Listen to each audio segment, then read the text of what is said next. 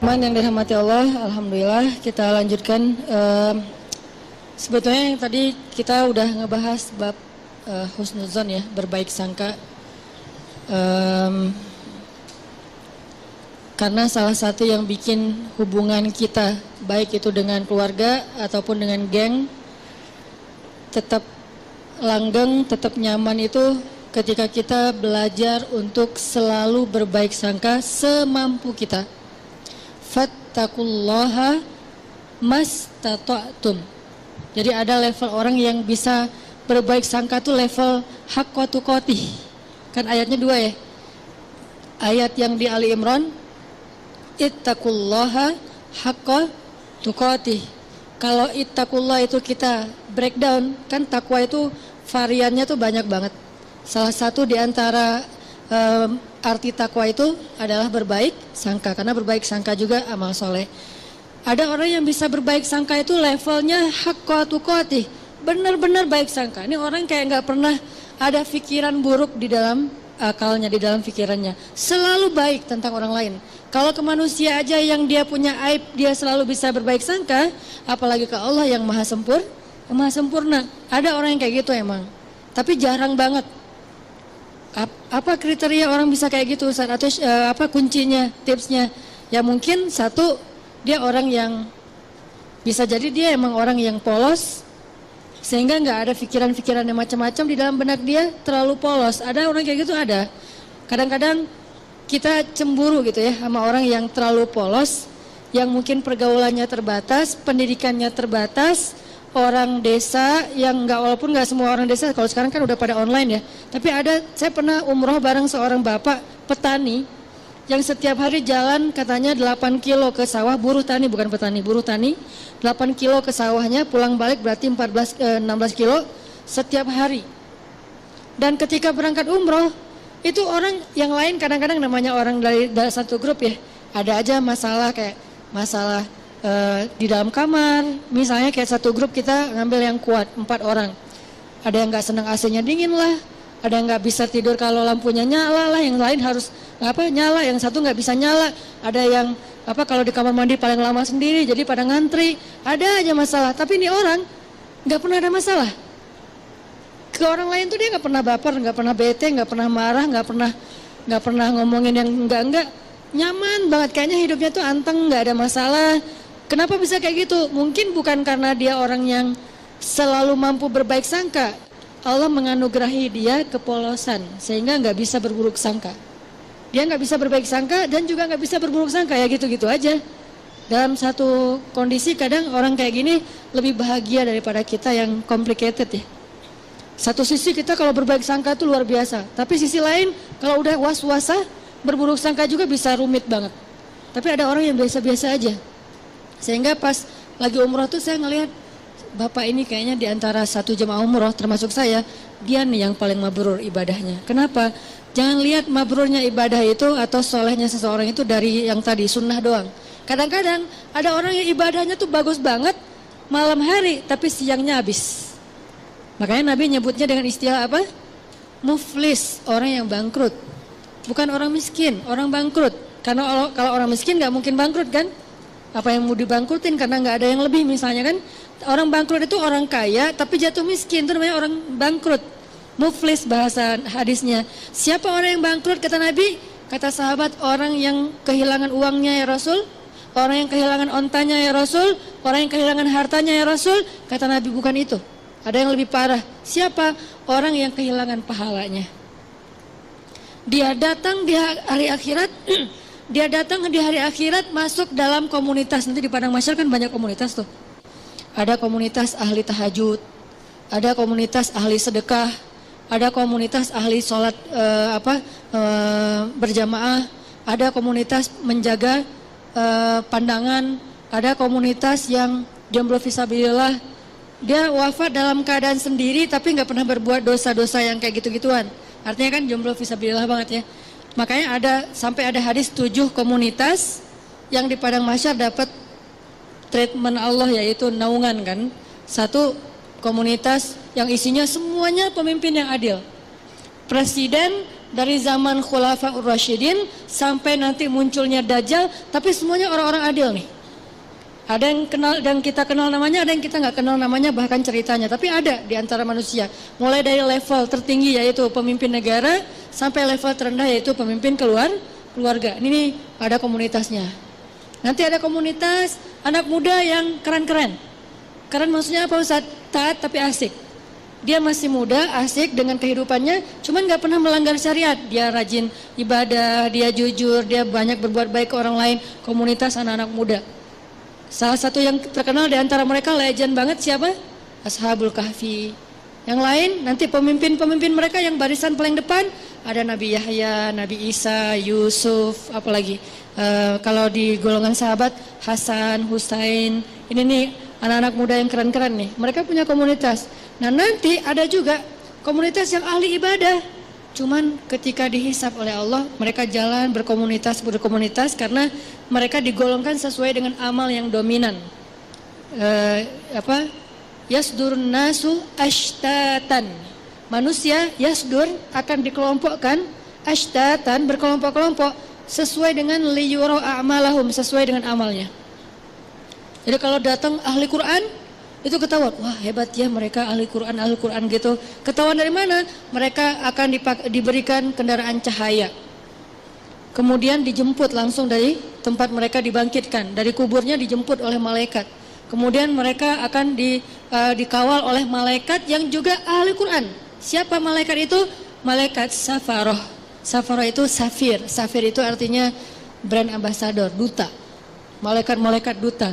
Wah hebat ya, jadi kayak selebriti di padang mahsyar lewat kelompok selebriti Al-Quran. Ada yang kayak gitu, tapi ini belum dihisab nih, masih berkelompok-kelompok. Begitu masuk hisab, berubah lagi nih. Dari satu komunitas itu misalnya Al-Quran, yang penghafal Quran, penghafal hadis, ahli ilmu, ternyata cuma setengahnya yang lulus masuk surga. Setengahnya lagi ketahan, kenapa? Bangkrut. Kenapa bangkrut? Mungkin dia ahli Quran, tapi dia juga suka berburuk sangka dan membicarakan aib orang lain. Mungkin dia ahli tahajud, tapi dia siangnya membicarakan aib orang lain. Ini nih yang bahaya nih. Jadi balik lagi, saya kayak ngerasa iri gitu ke bapak tadi yang orangnya tuh lempeng, ibadahnya mungkin nggak kayak yang lain yang sehari tahu sampai 5 kali. Dia paling sehari sekali, itu juga kalau ada yang ngajak, kalau nggak di kamar aja sendiri gitu kan ya. Karena udah selesai ibadah umroh, ya udah di kamar. Kenapa dia nggak ke masjid? Apa kurang soleh? Bukan, nggak tahu jalan. Dia sekamar tuh berlima, aslinya berempat tapi ditambah jadi berlima dan dia nggak komplain. Yang 4 ini komplain, dia nggak komplain. Padahal yang 3-nya komplain, dia nggak. Kenapa? Karena dia ya nggak apa-apa. Terus di antara berlima ini kan ada extra bed ya, karena kamarnya kamar quad dengan bed yang single bed. Terus karena ditambah satu lagi, soalnya udah ganjil, extra bed, dia tidur di extra bed. Yang notabene extra bed itu enggak seperti yang biasa, kurang empuk, terus dari bawahnya tuh per bunyi-bunyi gitu, terus sakit badan, tapi dia mau, padahal dia bayar sama dengan yang lain, tapi dia dikasih extra bed, nggak apa-apa. Terus teman-temannya karena malam-malam pada cepet-cepetan, pada berangkat sendiri-sendiri ke masjid, dia tinggal sendiri, takut, sama orang kampung, takut keluar entah nyasar, kan yang paling terkenal tentang Mekah itu kan nyasar ya. Jadi akhirnya dia karena takut nyasar, ya udah di kamar aja. Salat subuh di kamar, padahal di Mekah. Pak gimana tadi subuhnya? Di kamar Ustaz. Loh kenapa? Nggak ada yang nemenin, gitu doang. Wah ini Masya Allah, mungkin subuh dia tuh lebih afdal daripada kita yang subuhnya di masjid. Kenapa? Bukan karena dia nggak mau, dia nggak mampu, takut. Yang lain tawaf sehari 5 kali, dia tawaf kalaupun ada yang ngajak sehari sekali. Tapi nggak pernah ngomongin aib orang lain, nggak pernah berburuk sangka kepada orang lain. Dia orangnya selalu tersenyum, dalam keadaan capek aja bisa tersenyum. Dahsyat nih orang kayak gini nih, nggak tahu Allah kasih kelebihan apa pada dia. Ini namanya haqqa tuqatih. Husnuzonnya itu udah benar-benar husnuzon. Selalu husnuzon, nggak pernah berburuk sangka. Ada orang kayak gitu, ada, apalagi di kalangan sahabat. Contoh, ada seorang sahabat namanya Tolhah bin Abdillah. Istrinya Tolhah ini pernah sukses, pernah juga diuji dengan terpuruk secara finansial, bisnis dia, dagangan dia tuh kayak rugi gitu. Ketika sukses, teman-temannya banyak yang datang ke rumah. Tolha, jadi rumahnya rame terus. Dan suka minjemin duit dari dia, jadi dia bantuin teman-temannya, traktirin makan teman-temannya. Pas lagi sukses nih, begitu dia bangkrut, sepi, nggak ada yang datang ke rumahnya. Orang nggak ada yang nggak ada yang ngeramein rumahnya lagi, nggak ada yang jalan makan bareng dengan dia. Harusnya kan minimal gantian dong, sekarang dia yang ditraktirin kan. Akhirnya istrinya secara manusiawi normal bilang gini, Tolha, tuh lihat teman-teman kamu sekarang, ketahuan kan siapa yang sejati, siapa yang enggak.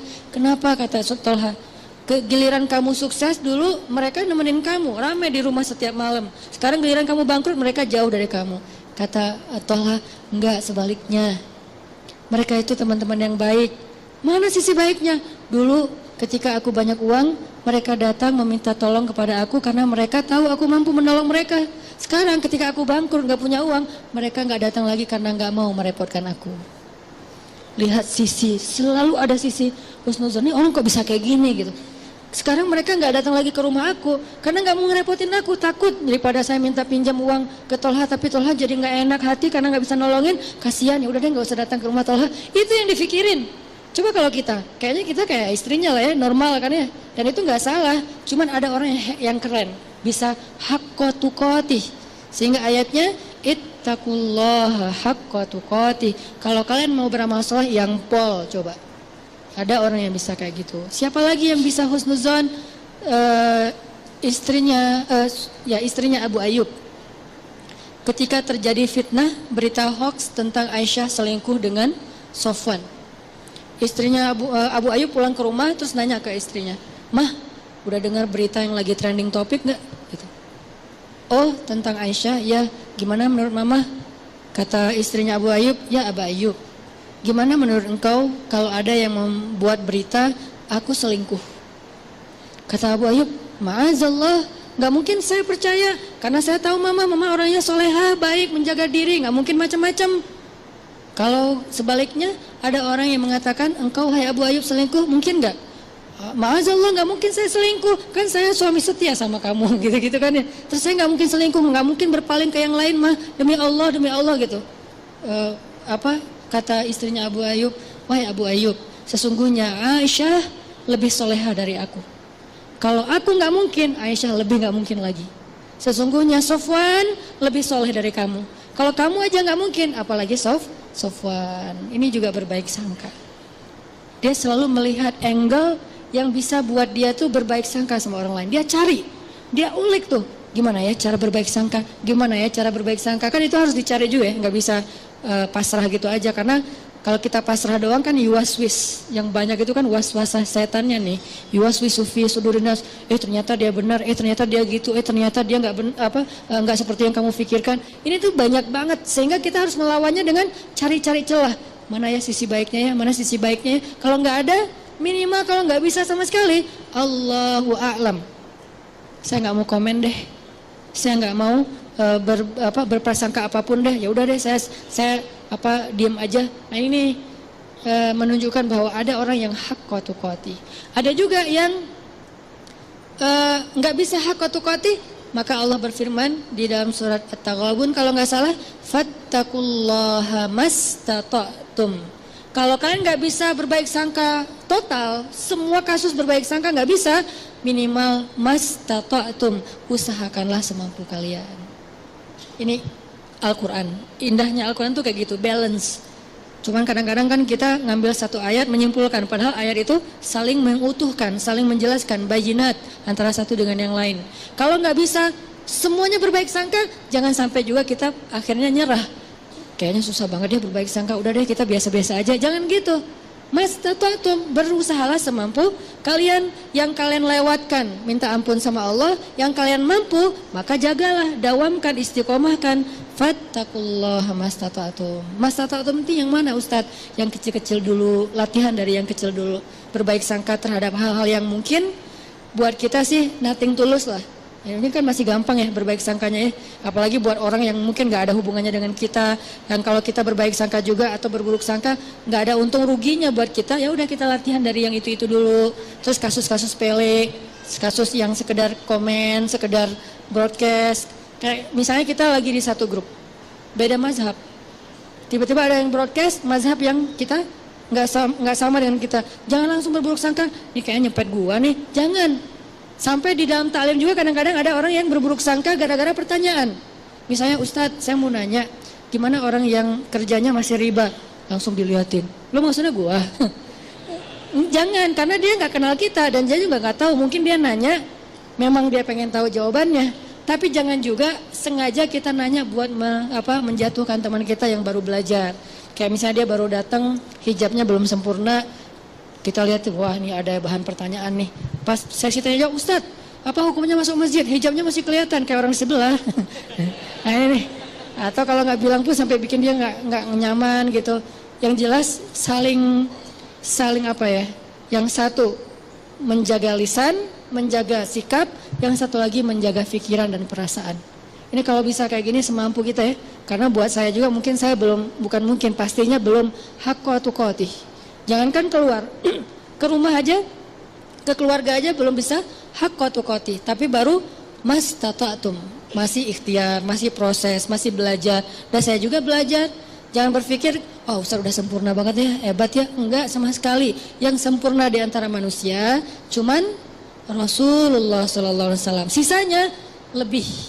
Kemudian kurang dikit, makin kesini tuh makin lemah nih. Sahabat idealnya udah di atas rata-rata. Tabiin di bawah sahabat sedikit tapi di atas kita. Tabiin di bawah tabiin tapi di atas kita. Makin kesini tuh makin ya tahu dirilah. Artinya kita bukan siapa-siapa. Lagian orang bertakwa itu bukan berarti nggak pernah berbuat dosa. Ini nih juga satu celah untuk berbaik sangka teman-teman. Ketika teman-teman punya teman baru atau teman yang udah baru hijrah atau yang udah soleh, jangan mengkultuskan dia harus benar segala hal. Ini bahaya nih. Kalau kita menganggap orang soleh ahli ibadah itu nggak boleh salah, kita akan kecewa dengan semua orang. Kenapa? Nggak ada orang kayak gitu setelah Rasulullah SAW wafat. Nggak ada orang yang nggak pernah buat salah. Toh Nabi aja yang sempurna kadang berbuat keliru walaupun bukan salah. Nabi nggak pernah berbuat dosa, Nabi tidak berbuat kesalahan, maksum, tapi keliru, ya. Bahkan beberapa kali Nabi ditegur di Al-Quran oleh Allah. Banyak ayat, termasuk Nabi lupa bilang insya Allah, sampai akhirnya ditegur. Termasuk Nabi misalnya mengharamkan apa yang Allah halalkan demi nyenengin istrinya. Termasuk Nabi sikapnya bermasa muka dan berpaling. Termasuk Nabi salah fatwa memutuskan masalah tawanan perang. Banyak di Al-Quran itu teguran kepada Nabi. Kenapa? Karena Nabi juga manusia. Cuman bedanya sama kita, kalau kita salahnya kadang-kadang sengaja, kalau Nabi tidak sengaja. Dan salahnya Nabi itu bukan salah dalam bahasa fikih, keliru. Kalau salah enggak, kalau keliru ya. Keliru dalam sholat pernah, yang harusnya 4 rakaat jadi 2 rakaat, kenapa? Lupa. Nabi tapi kok enggak khusyuk? Bukan enggak khusyuk, Allah bikin kayak gitu biar Nabi itu jadi teladan buat kita yang pelupa. Sholat, udah berapa rakaat nih, kan lupa kan? Ya udah deh, kayaknya udah selesai deh. Assalamualaikum. Nah, ada teladannya dari Nabi. Kalau kita lupa, ambil yang paling kecil angkanya, jangan ambil angka yang paling besar, keenakan. Baru juga serakaat, kayaknya udah 4 deh. Assalamualaikum. Setiap hari aja sholat serakaat karena pelupa gitu. Nabi pernah lupa 2 rakaat, terus nggak perlu diulang 4 rakaat, itu memberatkan. Misalnya sholat zuhur, pas tahiyat awal, udah gitu, ini yang kedua atau yang pertama ya? Kayaknya kedua deh. Assalamualaikum. Di belakang bilang, Mas lagi sholat sunnah? Enggak, zuhur 2 rakaat. Oh ya, langsung sholat lagi 2 rakaat. Tidak perlu diulang. Ya, kok dikasih tahu sih, biarin aja kali. Jangan, biarin. Akhirnya kita nambah 2, kan nggak repot ya kalau nambah 2 rakaat ditutup dengan sujud sahwi. Kecuali kita udah kemana-mana, makan-makan dulu, cari kayak batagor apa segala macam. Lo tadi perhatiin gue sholat nggak? Iya. Kenapa? 2 apa 4? 2 sih kayaknya. Oh 2 beneran 2 ya. Udah 2 lagi deh. Enggak, itu mah udah batal, udah jauh ya. Tapi kalau masih duduk, tapi kan udah ngomong Ustaz. Ngomongnya kan yang perlu aja, cuman masalah bab sholat, bukan ngerumpi. Udah ngobrol kemana-mana masalah politik segala macam. Kayaknya tadi kita bener nggak sih sholatnya? Udah lama kali, itu ulang lagi dari awal. Nabi pernah kayak gitu? Pernah. Tapi itu bukan salah, keliru.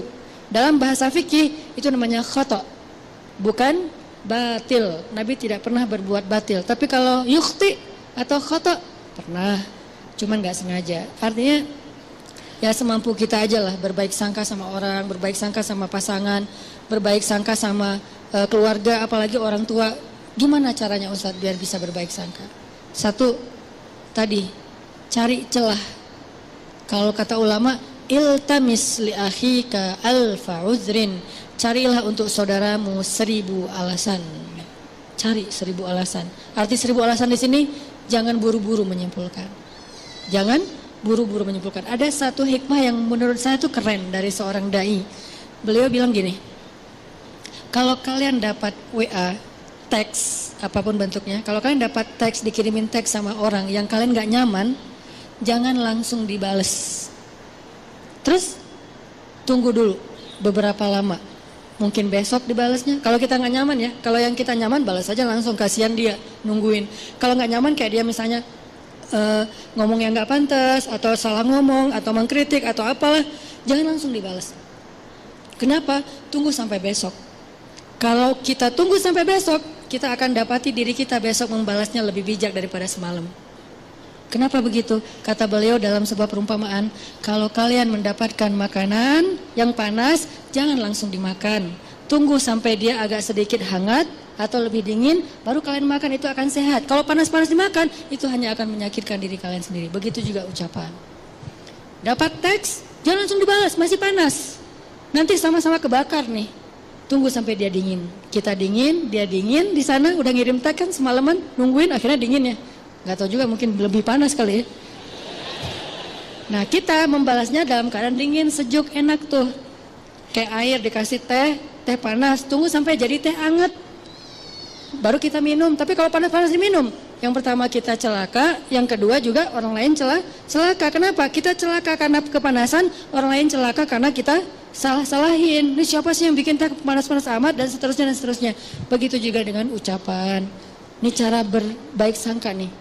Caranya jangan langsung disimpulkan, jangan langsung dijudge, tunggu aja dulu. Siapa tahu setelah kita tunggu ternyata secara secara natural terjelaskan dengan sendirinya. Muncul tabayun yang tidak kita sengaja, bukan kita cari, bukan. Tiba-tiba muncul kayak tabayun, penjelasan dari sana sini. Akhirnya kita nggak sempat menyimpulkan yang negatif kan? Alhamdulillah selamat gitu. Ustaz, kadang-kadang buruk sangka itu bukan disengaja, muncul aja. Makanya nggak mungkin lah kita sengaja pengen berburuk sangka sama orang lain. Itu was-wasa dari setan. Kok salah setan sih Ustaz? Ya emang salah setan. Kenapa kok salah setan? Ya setan, memang untuk disalahin gitu kan. Makanya Nabi Yusha ketika lupa dengan ikannya yang berenang, apa kata beliau? Wa ma ansanihu illa syaitanu an adzkurah. Nggak ada yang bikin saya lupa kecuali karena saya setan. Ini setan nih kerjaannya nih, gitu. Jadi a'udzubillahi minasyaiton. Pas kita ada yang nggak enak di pikiran kita, a'udzubillahi minasyaitonir rajim. Terus kata setan, gue nggak ngapa-ngapain kok ditauz-tauzin sih? Ya emang bagian dia gitu. Masa auzubillahi minni. Ya Allah, aku berlindung dari diriku sendiri, kan nggak mungkin ya. Nggak ada ayatnya, yang ada berlindung dari setan. Intinya cari celah, jangan langsung disimpulkan, biarin aja dulu larut. Ada masalah, jangan langsung, wah bener nih, jangan, diamin aja dulu. Minimal kalau nggak tertabayun, terjelaskan dengan sendirinya, kitanya udah concernnya udah pecah dengan hal-hal yang lain. Siapa tahu tiba-tiba Allah memberi kita rezeki lupa, besok nggak sempat dibahas lagi. Ini cara-cara berbaik sangka yang kata ulama praktis. Tunggu, jangan simpulkan dulu. Kedua, cara berbaik sangka, kita ingat-ingat kebaikannya. Karena kalau kita nggak pernah ingat kebaikan orang lain, agak susah sih memikirkan bahwa dia itu sebetulnya nggak ada maksud apa-apa.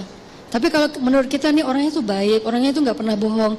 Begitu ada orang bilang dia bohong lu kemarin, kayak nggak mungkin deh. Soalnya setahu saya dia tuh orangnya selalu jujur. Nah kan karena kita ingat bahwa dia jujur, susah percaya kalau dia bohong. Karena kita ingat dia orangnya setia, susah percaya kalau dia selingkuh. Karena kita ingat dia orangnya perhatian, susah percaya kalau dia cuek. Ini nih ingat kebaikan. Seingat mungkin, kalau perlu kita bikin program buat diri sendiri berbaik sangka dalam rangka mastata'tum, semampu kita catat. Dia pernah gini sama saya, dia pernah bantuin saya, dia pernah. Sesekali kita minta tolong dia nggak bisa tolong, kita akan lihat dulu sih dia selalu nolongin saya. Kok sekarang dia nggak nolong? Kayaknya dia lagi ada masalah juga. Tapi kalau kita lupa, dia emang gitu orangnya, susah banget dimintain tolong. Padahal setiap hari nolong. Kecuali kali ini. Nah ini cara berbaik sangka, ingat kebaikan orang lain. Kalau nggak ada Ustaz, Siapa bilang nggak ada? Nggak mungkin nggak ada, kecuali Firaun. Toh Firaun aja masih ada kebaikannya apa? Masih mau menampung Musa kecil di rumahnya, walaupun sebetulnya dia nggak suka kepada Musa itu. Masih mau, gara-gara apa? Gara-gara sayang sama istrinya. Kalau Dajjal, nah itu satu-satunya yang mungkin bukan hampir nggak ada sih emang. Sehingga kita disuruh bertauz di akhir sholat kita dari Dajjal. Jadi tauz itu kayaknya setahu saya itu dua ya, setan dan Dajjal. Ini saking buruknya. Tapi kalau manusia biasa pasti ada. Kalau nggak kelihatan sama kita, bukan nggak ada, kita nggak tahu. Sehingga kita berbaik sangkanya, ya pasti adalah kebaikan dia. Cuman saya nggak tahu. Ustadz, kalau yang berburuk sangka itu tentang sesuatu yang bikin kita sebel gimana Ustadz? Ini nih yang agak berat nih. Kalau nggak ada hubungannya dengan kita kayak isu informasi apa yang lagi nge-hit atau apa, itu mungkin buat kita sih gampang berbaik sangkanya. Tapi kalau yang bikin kita nyesek gimana Ustadz berbaik sangkanya? Sholat. Jangan berbaik sangka sama dia kalau belum mampu. Berbaik sangkalah kepada Rabbnya. Karena kalau ini juga nggak bisa, udah nggak ada lagi harapan. Cara berbaik sangka kepada Allah hubungannya dengan dia apa Ustadz? Ya Allah, saya nggak tahu apa yang terjadi. Saya serahkan urusan dia kepada Engkau. Engkau pasti nggak akan ngecewain saya dong pastinya. Ini nih cara berbaik sangka ke Allah. Akhirnya tawakal modalnya supaya kita nggak ngikutin prasangka buruk kita yang bikin kita nyesek. Kadang-kadang orang berburuk sangka itu bukan hanya dalam kehidupan yang biasa, dalam ibadah aja bisa berburuk sangka. Dan kalau udah kayak gitu udah nggak nyaman. Ada teman kita misalnya kayak lagi puasa sunnah, kok dia egois banget sih puasa sunnah pas lagi mau ngajak acara makan-makan bareng saya nggak bisa, sehari aja dia batal. Nah ini udah mulai muncul sebelnya, nggak nyamannya. Berbaik sangkalah apa?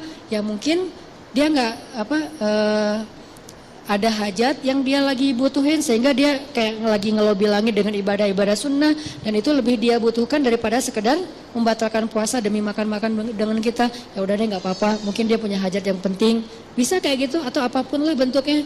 Kadang-kadang dalam ibadah juga berburuk sangka itu bukan yang fatal sih, tapi agak dikit ganggu. Kayak lagi sholat berjamaah, saya pernah ngimamin kan ada ayat-ayat yang kadang-kadang kalau lagi berkesan gitu diulang-ulang ya. Kayak misalnya baca ayat, bukan Ar-Rahman sih, kalau itu pasti diulang-ulang sih, fabi ayya rabbukum tukadziban. Ada yang kayak wabasyiril ladzina amanu wa 'amilus shalihat. Sampaikanlah berita gembira kepada orang yang beriman dan beramal soleh. Wah, ini keren nih ayat nih. Wabasyiril ladzina amanu wa 'amilus shalihat. Diulang lagi. Kenapa? Lagi mensugesti diri. Gak usah khawatir deh beramal soleh, karena pasti gembira hasilnya, pasti dibahagiain Allah, pasti Allah balas, gak mungkin dikecewain. Wa basyiril ladzina amanu wa 'amilus shalihat. Di belakang kadang-kadang makmumnya mungkin gak bisa berbaik sangka, tapi gak fatal juga sih. Jangan-jangan Ustadz lupa nih. Analahum jannat. Karena kebenaran dia hafal. Analahum jannat dibenerin. Saya wa basyiril ladzina amanu wa 'amilus shalihat anna lahum jannatin tajri min tahtil anhar. Ya, seandainya bisa ngomong, tahu. Cuman kan nggak bisa ngomong dalam sholat ya. Jadi bukan saya lupa, lagi menikmati ayat yang menurut saya berkesan gitu, tapi kayak dibener-benerin, teriak satu masjid, anna lahum jannat. Dia baru tahu anna lahum jannat dari yang di depan, dan dia juga nggak hafal aslinya. Jadi kayak, wah ternyata itu ya udah deh rame-rame yuk analom jannat gitu. Apaan sih? Ada yang kayak gitu. Pernah sekali kayak gitu sholat dibenerin dari belakang. Pernah saya nggak ngerasa lupa gitu. Terus akhirnya apa? Saya sebagai imam kan gengsi gitu kan. Pas analom jannat, analom dilebay-lebayin iramanya gitu biar yang pengen ngasih tahu kode gitu. Gue hafal, cuman lagi kayak khusyuk gitu sih. Intinya adalah berburuk sangka itu emang gak nyaman. Dalam ibadah aja gak nyaman. Padahal itu bukan hal yang fatal kan. Mungkin justru makmumnya kayak, kasihannya ustadznya ya, udah 5 kali ngulang gak lewat-lewat. Udah deh kita benerin. Kalau berbaik sangkanya imam ya kepada umum, kalian baik banget sih dibenerin, padahal saya gak salah loh. Kasihan deh loh gitu. Jadi artinya ya berbaik sangka semampu kita. Terus ada yang ketiga, gimana caranya biar gak terjadi berburuk sangka. kita nih sebagai orang yang kadang-kadang suka bikin masalah, suka bikin syubhat istilahnya. Apa itu syubhat? Sesuatu yang berpotensi salah faham. Itu namanya syubhat. Sesuatu perkataan, perbuatan, posting kalau dalam bahasa sosmed itu yang berpotensi orang salah faham. Nah, kitanya yang harus tabayun segera sebelum terjadi kesalahpahaman. Contoh, saya posting main air di laut pakai celana pendek. Kan berpotensi orang salah paham ya. Wah, Ustadz kok celana pendek gitu kan? Akhirnya di caption, note itu pakai knee band. Saya menutup lutut pakai kayak ikat lutut gitu. Jadi tetap ketutup. Ini pakai knee band loh ya, ditutup pakai yang agak kayak ketat gitu. Cuman warnanya warna kulit. Kenapa tuh harus pakai celana pendek? Ya aja main papan pakai celana panjang, jeans pula gitu kan ya. Kan jadi bid'ah gitu kan. Gimana saya mau deketin teman-teman surfing sementara saya dianggap ahli bid'ah dalam mazhab surfing. Kecuali saya pakai shortboard yang emang dia lebih modern sehingga saya bisa pakai wetsuit gitu kan, pakaian kayak nyelam gitu yang panjang. Tapi kebenaran karena emang masih belajar, biar lebih gampang pakainya yang longboard, selong mungkin, kalau bisa 10 meter gitu kan, selong mungkin biar lebih stabil kan, makin long, makin lebar, makin tebal kan makin stabil tuh, walaupun berat sih kalau kena lumayan gitu. Ngambil yang paling long, makin bold, sehingga mazhabnya itu makin kayak, wah single fins or die gitu kan, satu fin atau nggak usah sama sekali deh, nggak usah pakai fins gitu. Akhirnya ngikutin mazhab teman-teman yang emang mereka punya prinsip bahwa kalau long itu celananya pendek Ustadz, bajunya geleber gitu Ustadz, terus kayak gitu-gitu. Oh ada yang gitu-gitu ya? Iya ya Ustadz, ya udah deh, biar saya nggak di ahli bid'ah, biar bisa dekat sama mereka, ngobrol santai. Ya udah pakai celana pendek, cuman biar nggak jadi syubhat, ditutup lututnya. Ini namanya mentabayun sendiri sebelum dipertanyakan oleh orang lain. Ada yang kayak gitu, ada juga yang kayak misalnya kita lagi ke satu wilayah yang mereka baca Qur'annya itu kalau sholat bismillahnya dijaharkan. Ada yang mazhab jahar, ada yang enggak. Kalau saya kan ngambil mazhab yang sir, tapi baca cuman enggak dijaharkan. Nah pas lagi di sana kita bisa jelasin, maaf ya saya mungkin baca cuman sir gitu. Biar orang, lah Al-Fatihah enggak pakai bismillah. Nah diperjelas. Kalau perlu bismillahnya yang biasa bismillahirrahmanirrahim. Kali ini bismillahirrahmanirrahim. Enggak pakai irama tapi jelas gitu. Supaya orang lain, oh ya tenang deh kalau gitu. Jadi kita kayak tabayun sendiri. Itu perlu. Apa dalilnya Ustadz? Nabi pernah kayak gitu. Nabi suatu malam lagi nganterin istrinya pulang karena dari masjid. Nabi enggak nginep di rumah istri yang itu, cuman dianterin pulang. Pas lewat di sebuah lorong kayak gang gitu yang agak-agak remang-remang, Nabi berdua dengan cewek, lagi nganterin cewek ini pulang. Dari itu berlah istri beliau. Tiba-tiba lewat sahabat ngelihat Nabi sama cewek, langsung mereka mempercepat langkahnya. Nabi, pergi aja mereka, dipanggil sama Nabi. Sebentar kata Nabi. Kenapa ya Rasulullah? Ini adalah Sofia istriku, kata Nabi. Ini adalah Sofia istriku, kata sahabat. Ya Rasulullah, gak mungkin kami berburuk sangka kepadamu. Kata Nabi apa? Inna syaitan yajri majrad dam. Setan itu mengalir di dalam aliran darah kalian. Maksudnya apa? Dia tahu banget yang kalian rasain. Mungkin sekarang kalian gak akan ada apa-apa. Nabi sama cewek, pergi aja, gak usah dipikirin. Udah disimpan. Besok ada yang ngomongin atau ngelihat sekali lagi. Bener ya kayaknya semalam yang kita lihat. Nah jadi gitu tuh. Daripada jadi omongan, maka Nabi langsung tabayun. Sebentar, ini Sofia istriku, kata Nabi. Oh iya, berarti udah gak ada fitnah. Ini namanya tabayun langsung. Kadang kita sebagai objeknya yang harus aktif. Kalau kita lihat sikap kita, postingan kita, ucapan kita, teks kita, caption kita tuh bisa mengundang salah paham orang yang membaca. Dan itu kan banyak tulisan-tulisan yang kalau orang baca salah paham. Kenapa salah paham? Karena mungkin memang tulisannya agak-agak multitafsir. Maka butuh kayak footnote-nya, butuh penjelasannya, butuh apanya. Itu namanya tabayun. Jangan tunggu orangnya, jangan suuzon dong, tabayun dulu. Kalau emang yang kita lakukan emang akan muncul potensi salah paham, kita aja yang langsung tabayun. Termasuk kayak lagi eh, lagi bikin event. Saya beberapa kali bikin event, muhasabahnya pakai back sound. Saya udah minta fatwa, saya tanya Ustadz Abu Somad, Ustadz, saya muhasabah pakai back sound, boleh nggak Ustadz? Di dalam masjid atau di luar? Di luar, boleh. Tanya ke yang lebih senior lagi, namanya Bang Zikri, kakak kelas saya namanya Dr. Awalul Zikri, dokter di bidang fikih. Berarti beliau kan lebih ini lagi ilmunya. Bang, saya pakai back sound tapi di luar masjid, di gedung gitu pas muhasabah. Boleh enggak? Doa itu ibadah mutlak kata beliau. Arti ibadah mutlak tidak terkait dengan cara tertentu, maka boleh selama back soundnya tidak berlebihan. Kalau back soundnya mungkin yang lebih kenceng daripada doa mungkin ya agak-agak gimana gitu kan ya. Terus pakai dulu kan jarang ada tablik akbar pakai flashlight ya. Terus kita bikin tablik akbar beberapa kali pakai flashlight. Pas bagian apa? Pas bagian lagu Indonesia Pusaka. Pakailah flashlight. Mulai dihujat nih. Dihujatnya apa? Kajian kok kayak apa gitu kan ya. Kayak ikut agama lain atau apa gitu. Kayak pakai lilin atau apa gitu. Oke, saya yang salah. Lupa tabayun. Alhamdulillah, bukan alhamdulillah. Qadarullahnya, sekarang banyak para habaib, Masya Allah, mereka selawatan juga di acara crowd event gitu pakai flashlight kan.